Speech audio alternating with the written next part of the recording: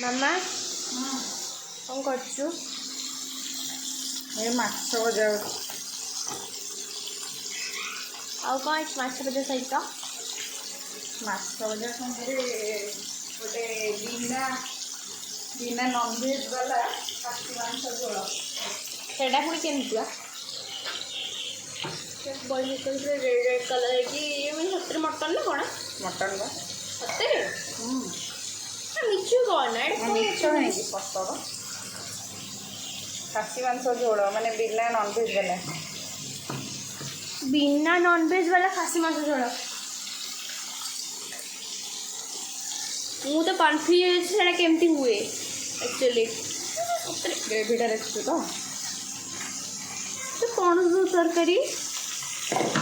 ହଁ ପଣସ ତରକାରୀ ବା ମାନେ ବିନା ନନଭେଜ୍ ବାଲା ସେଇଟା ଖାସି ମାଂସ ଝୋଳ। ଭଗବାନ। ଆଉ ଏଇଟା ସୋରିଷ ଆମ୍ବୁଲ ଦିଆହେଇକି ହେବ।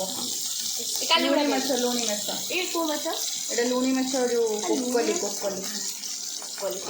ଭଲ ଲାଗେ ଏଇଟା। ସୋରିଷ ଆମ୍ବୁଲ ଦେଇ କଲେ ଭଲ ଲାଗିବ। ଦେଖନ୍ତୁ